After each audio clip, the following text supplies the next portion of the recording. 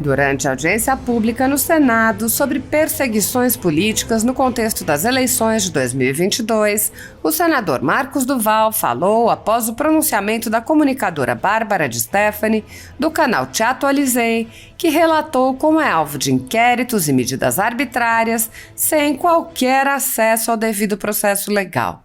O senador relembrou momentos iniciais da perseguição política atual, explicando como foi o fim do movimento Muda Senado, que pedia a instalação da CPI Lava Toga e o impeachment de ministros do Supremo Tribunal Federal. O senador lembrou que uma das parlamentares que faziam parte do movimento era a senadora Selma Arruda, que foi juíza e cujo mandato foi cassado a uma velocidade inaudita. Duval lembrou: resumindo em apenas 3 meses, a doutora Selma Arruda, não é? Em apenas 3 meses ela perdeu o cargo de senadora porque a oposição fez uma denúncia que foi para o STF. Nosso movimento estava sendo feito para impeachment 2 ministros e o recado foi enviado na perda do mandato dela. Foi um baque muito grande. O senador relatou que isso foi possível graças à ação de 2 senadores que, por serem oposição ao presidente Jair Bolsonaro, atuaram como verdadeiros espiões do grupo, entregando dados ao STF e à velha imprensa. Marcos Duval disse: esses 2 começaram a mandar informações para a imprensa, informações de reuniões nossas, e aí eu cheguei para eles e os desmascarei os 2. Falei: muito me entristece ver que o interesse político está sobrepondo o interesse da sociedade. O senador constatou: então nós vemos aqui muito fogo amigo, coisas assim que vocês não podem nem imaginar, entre pessoas que deveriam estar nessa mesma caminhada, mas que por interesses político-partidários dão um no outro, e quem paga o preço é a sociedade lá fora. Apoiadores do presidente Jair Bolsonaro e pessoas que apenas têm um discurso diferente do imposto pelo cartel midiático vêm sendo perseguidos, em especial pelo judiciário, além dos inquéritos conduzidos pelo ministro Alexandre de Moraes do Supremo Tribunal Federal. Também o ex-corregedor do Tribunal Superior Eleitoral, Luiz Felipe Salomão, criou seu próprio inquérito administrativo e ordenou o confisco da renda de sites e canais conservadores, como Bárbara, do canal Te Atualizei, e a Folha Política. Toda a receita gerada pelo nosso jornal desde 1º de julho de 2021 está bloqueada por ordem do TSE, com o aplauso dos ministros Luiz Roberto Barroso, Alexandre de Moraes e Edson Fachin. Há mais de 17 meses, toda a renda do nosso trabalho vem sendo retida sem qualquer previsão legal. Sem a possibilidade de receber a renda de seu trabalho, o jornal corre o risco de fechar. Se você apoia o trabalho da Folha Política e pode ajudar, use o QR Code que está visível na tela para doar qualquer quantia ou use o código ajude@folhapolitica.org. Caso não utilize Pix, há a opção de transferência bancária para a conta da empresa Raposo Fernandes, disponível na descrição deste vídeo e no comentário fixado no topo. Há 10 anos, a Folha Política faz a cobertura da política brasileira, mostrando atos, pronunciamentos e eventos dos 3 poderes, quebrando a espiral do silêncio imposta pelo cartel de mídia que quer o monopólio da informação. Pix ajude@folhapolitica.org. Assista. Bem rápido. Vocês lembram do nosso movimento aqui no Senado, da Lava Toga, da CPI da Lava Toga, e que de repente ela foi parada até ser citada. Durante o processo, nós tínhamos dentro desse grupo da Lava Toga uma senadora eleita como nós, eu, Girão e outros, né, que nunca tínhamos sido político, viemos da sociedade, e ela era chamada na época do Moro de Saia, né, acho que alguma coisa nesse sentido, que ela conseguiu prender muitos corruptos lá no estado dela. Resumindo, em apenas 3 meses, doutora Selma Arruda, né?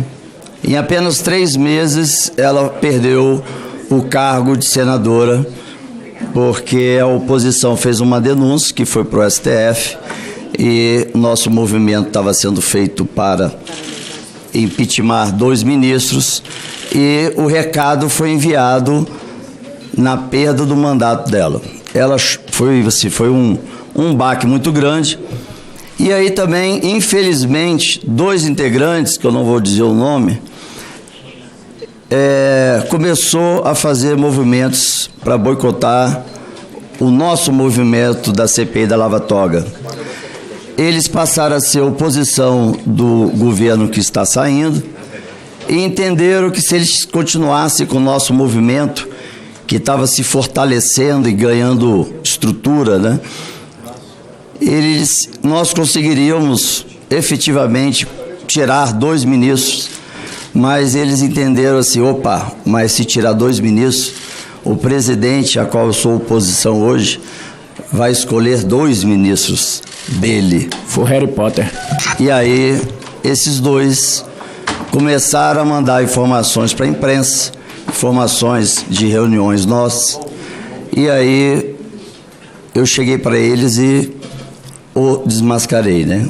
Os 2, né? Falei, muito me entristece ver que o interesse político está sobrepondo ao interesse da sociedade. E essa sociedade que colocou os novos, não os novos políticos, mas querendo uma nova política, né? Como eu tenho como referência o deputado aqui que tem uma experiência e outros, tantos outros, não é os novos de novo, de nunca ter sido parlamentar, mas de ter uma política nova. E eu estou agora seguindo, tem uma reunião agora com o ministro Alexandre de Moraes, agora meio-dia, por isso que eu estou saindo. Por isso que eu estou saindo agora, peço licença e desculpa a todos. E Carlinha, você é uma guerreira, você para mim sempre foi um norte. E antes de ser político eu conheci a Carla Zambelli, que me colocou num trio elétrico lá em Curitiba, né? Eu estava dando o meu trabalho, nem pensava em ser candidato. E a Carlinha sempre com esse desejo, eu não sei de onde ela tinha tanta energia para deixar um país melhor. E em cima da Carla foi onde eu decidi fazer um pacto com a minha filha também de deixar um país melhor para ela. Mas a estrutura, o sistema, ele não ajuda. Colegas que eu achava que estaríamos juntos para construir e deixar esse legado, passaram a fazer denúncias sem sentido nenhum, para simplesmente moer a sua reputação. Impressionante. Muita gente pergunta, por que no Congresso tem como é que chama, né? As cúpulas, uma para cima e para baixo. Foi aqui moe a reputação e aqui enterra. É assim. Então, a minha filha hoje, ela teve, só o fato do pai estar aqui no Congresso, ela tem sofrido muito perseguição na escola. E ela nunca sentiu isso na vida, tem 16 anos. Ela ficou em depressão, não queria ir para a escola. E eu tive que passar quase 10 dias lá tentando conversar com ela, para mostrar que o que estava acontecendo contra o pai dela não era para o pai, era contra um senador. Então nós aqui damos muito fogo amigo, coisas assim que você não pode nem imaginar, pessoas que deveriam estar nessa mesma caminhada, mas por interesses políticos, partidários, dão um tiro um no outro e quem paga o preço é a sociedade lá fora. Eu acho que nós estamos tendo, com essa iniciativa do senador Girão, que eu falo para ele que ele é um cara muito corajoso, né? Depois, por pertencer ao Grupo Muda Senado, e ver a nossa parceira, a doutora Selma, perdeu o mandato. E depois nós tivemos o Major Olímpio também, que era um excepcional senador que morreu de Covid, e isso abalou todo mundo. Mas o grupo acabou, mas nós continuamos com o nosso projeto e o senador Girão tem seguido isso.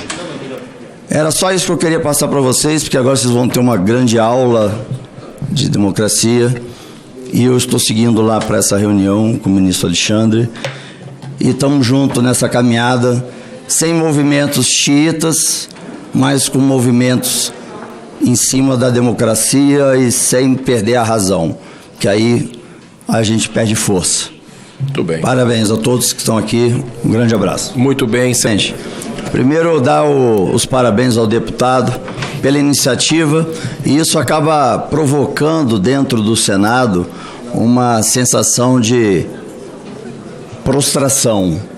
O que caberia ao Senado a estar fazendo, provocando, não está sendo feito, e partindo da Câmara dos Deputados, isso faz com que os senadores vão começar a repensar de como está integrando essa comissão. Eu acho que a ideia da comissão mista é fantástica, porque